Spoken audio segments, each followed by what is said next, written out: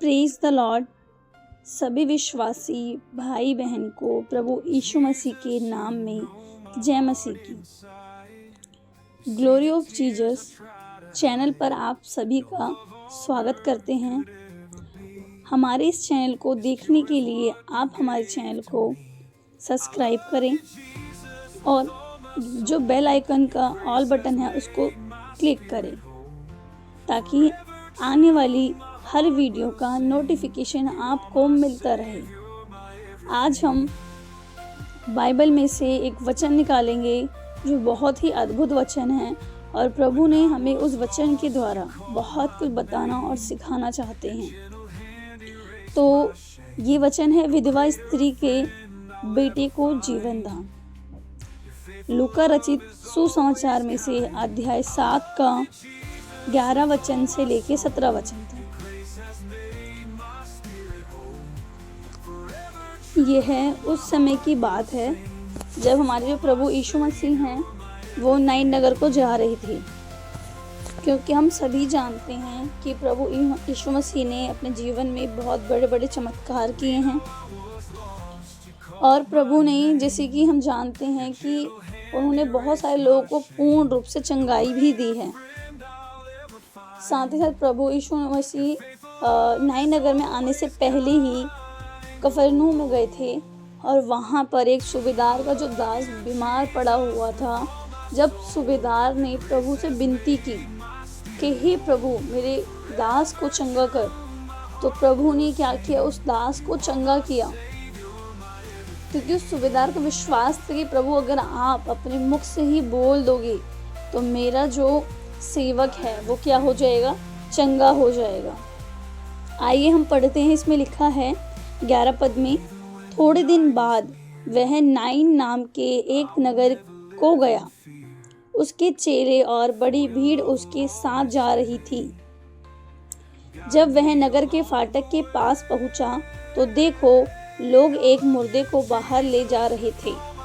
कहने का मतलब यह है कि इस वचन में लिखा है कि प्रभु जो यीशु मसीह थे वो नाइन नगर में जा रहे थे और बहुत सारी जो भीड़ थी वो प्रभु के पीछे थी। क्यों पीछे थे? क्योंकि जैसे मैंने बताया अभी आप लोगों को कि प्रभु यीशु मसीह ने बहुत बड़े बड़े चमत्कार किए थे। कफरनहूम में भी किए थे आप प्रभु यीशु मसीह ने। और सामरी स्त्री से भी जब प्रभु मिले थे तभी भी उन्होंने उनको जीवन का जल बताया था कि कैसे उनको मिल सकता है। और प्रभु ने, हम जानते कि बहुत ही बड़े बड़े चमत्कार किए थे। तो इसी प्रकार जो भीड़ थी वो उनके पीछे थी और उसके चेले और बड़ी भीड़ उनके साथ जा रही थी। बड़ी भीड़ और चेले इसलिए साथ में थे क्योंकि वो भी कुछ पाने की इच्छा में प्रभु के पीछे थे, क्योंकि उन्होंने बड़े बड़े चमत्कार किए थे और ये सारी चीज़ें देख के लोग उनके पीछे हो लिए थे। वह प्रभु से पाने की इच्छा में साथ साथ चले थे। जैसे कि कुछ लोग वहाँ पे चंगाई पाना चाहते थे, कुछ लोग आत्मिक ज्ञान पाना चाहते थे, कुछ लोग आशीष पाना चाहते थे। तो आगे लिखा है, जब प्रभु यीशु मसीह जब वह नगर के फाटक के पास पहुंचा तो देखो लोग एक मुर्दे को बाहर ले जा रहे थे। अभी हम यहाँ देखते हैं कि जो एक मुर्दा था उसको लोग क्या कर रहे थे, बाहर लेके जा रहे थे। क्यों बाहर लेके जा रहे थे? क्योंकि कहीं ना कहीं एक तो वो अपनी मुर्दा था और मर गया था, तो उसको क्या है, लोग उसको लेके जा रहे थे।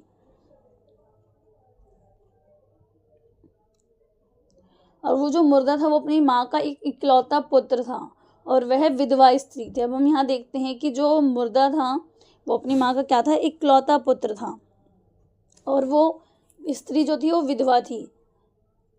बहुत से लोग उसके साथ थे गांव के, लेकिन हम सभी जानते हैं कि जिस समय, ये बहुत पहले की बात है, जो प्रभु यीशु मसीह हमारे बीच में थे, अब दोबारा वो हमारे बीच में आएंगे, कि उस समय क्या होता है, जैसे कि अगर कोई विधवा स्त्री है और अगर उसका पति मर जाता है और उसके बाद जो उनका एक सहारा था, उनका बेटा, वो भी किसी कारणवश मर गया, तो जो समाज के लोग हैं ऐसे स्त्री को क्या कहते थे, अपशगुनी कहते थे, या फिर सोचते थे कि ये अपशगुनी है, इसने या तो कोई बुरे कर्म किए होंगे तभी परमेश्वर इसके साथ नहीं है। और तरह तरह के लोग विचार करते थे अपने मन में और वो स्त्री यही सोच रही थी कि मेरा एक ही पुत्र था और वो भी मर गया, मैं किसके सहारे जीऊँगी, ये समाज मुझे जीने नहीं देगा। हालेलुया। लेकिन हम यहाँ क्या देखते हैं,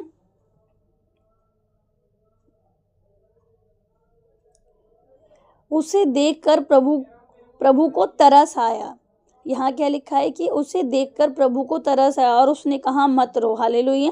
अब यहाँ देखते हैं कि हमारा जो परमेश्वर है, यीशु मसीह है, जिसकी हम आराधना करते हैं, वो जीवित प्रभु है। हमारी प्रार्थनाओं को सुनने वाला प्रभु है, क्योंकि प्रभु का वचन कहता है कि मैं अपने धर्मी जन की प्रार्थनाओं को सुनता हूँ। और यहाँ हम ये देख रहे हैं कि इस विधवा स्त्री ने तो प्रभु से कुछ कहा ही नहीं, तभी भी प्रभु ने अपनी दया दिखाई उस स्त्री के ऊपर, करुणा दिखाई और कहा मत रो। तब उसने उसके पास आकर अर्थी को छुआ और उठाने वाले ठहर गए। तब हम क्या देखते हैं कि प्रभु यीशु मसीह उस अर्थी के पास आए और जो अर्थी को उठाने वाले लोग थे उनको छुआ, अर्थी को छुआ, पास आए, अर्थी को छुआ और जो उठाने वाले थे वो वहीं ठहर गए। तब उसने उससे कहा, हे जवान, मैं तुझसे कहता हूँ उठ। हालेलुया। अभी हम ये देखते हैं कि प्रभु यीशु मसीह ने एक मुर्दे को बोला, हे जवान, मैं तुझसे कहता हूँ उठ। और वो मुर्दा इंसान जिसको लोग लेके जा रहे थे दफनाने के लिए, जिसके लिए उसकी माँ रो रही थी, जिसको उम्मीद नहीं थी कि वो दोबारा जीवित हो सकता है, प्रभु यीशु मसीह ने उस इंसान को जिंदा कर दिया। हालेलुया। कहने का मतलब ये है मेरे दोस्तों कि जब हम प्रभु यीशु मसीह को अपने जीवन में लेके आते, जहाँ हमारे प्रभु आ जाएं, वहाँ दुख भी सुख में बदल जाता है।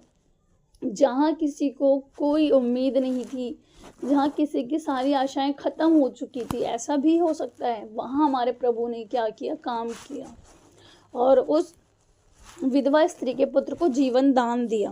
और क्या कहा, हे जवान, मैं तुझसे कहता हूँ उठ। और तब वह मुर्दा उठकर बैठ गया और बोलने लगा। अब हम ये क्या देखते हैं, उठ के बैठ गया। लेकिन हम यही देखेंगे कि अगर क्या हम किसी इंसान को बोले, किसी को बोले, तो क्या वो हमारे लिए कुछ करेगा? नहीं, क्योंकि वो सच में प्रभु यीशु मसीह है। वो हमारे रूप में हमारे बीच में आए, इंसानों की तरह आए, लेकिन वो इंसान नहीं थे, वो परमेश्वर के पुत्र थे। आगे हम देखते हैं, उसने उससे उसकी माँ को सौंप दिया। प्रभु यीशु मसीह ने क्या करा, उसको उसकी माँ को सौंप दिया। चाहते तो प्रभु यीशु मसीह वहाँ से गुजर सकते थे, वो चाहते तो उनको जिंदा नहीं करते, लेकिन जब प्रभु ने देखा कि एक स्त्री दुख में है और उसका इकलौता पुत्र मर गया और वो विधवा है, तो प्रभु रो पड़े।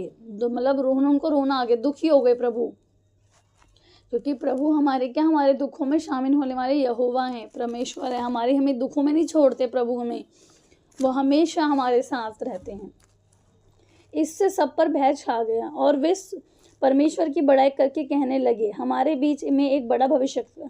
अब हम, जाहिर सी बात है दोस्तों, अगर कोई भी मुर्दा इंसान पड़ा हो और अगर वो मतलब हम उसको आधे रास्ते लेके आ गए हों और एकदम से वो जीवित होकर उठ के बैठ जाए और बोलने लगे, तो हर कोई डर जाएगा। तो यही सेम सिचुएशन उस समय भी बनी हुई थी कि लोग वहाँ पे डर गए और उनके ऊपर भय छा गया। फिर उन्होंने क्या बोला, हमारे बीच में एक बड़ा भविष्यवक्ता उठा है और परमेश्वर ने अपने लोगों को कृपा दृष्टि की है। अब यहाँ पर भविष्यवक्ता इसलिए बोला गया क्योंकि हम जानते हैं मेरे प्रियो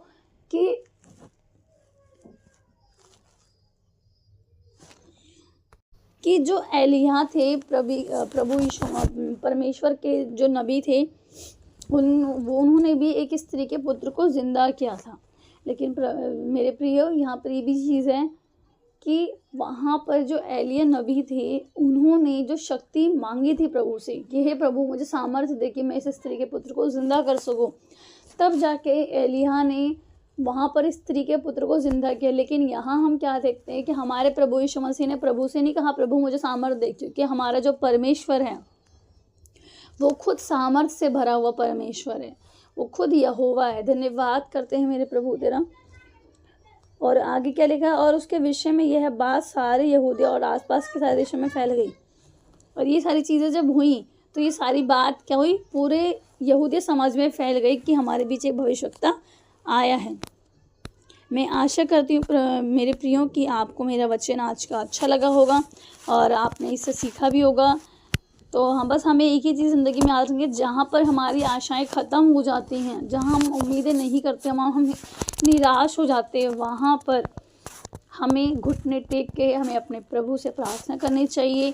हमारा प्रभु दुख को सुख में बदलने वाला परमेश्वर है। जहाँ हमारा यहोवा आ जाए, जहाँ हमारा परमेश्वर आ जाए, वहाँ सिर्फ़ और सिर्फ खुशियाँ रह जाती हैं, दुख का वहाँ पर कोई काम नहीं होता। मैं उम्मीद करती हूँ कि आप सभी को मेरा वचन अच्छा लगा होगा, और इस वचन को आप अगर चाहते हैं अपने भाई या किसी से शेयर करना, उनको भी ये वचन सुनाना चाहते हैं, तो आप ये मेरी वीडियो को शेयर करें, लाइक करें, सब्सक्राइब करें। और सभी को प्रभु यीशु मसीह के नाम में जय मसीह की।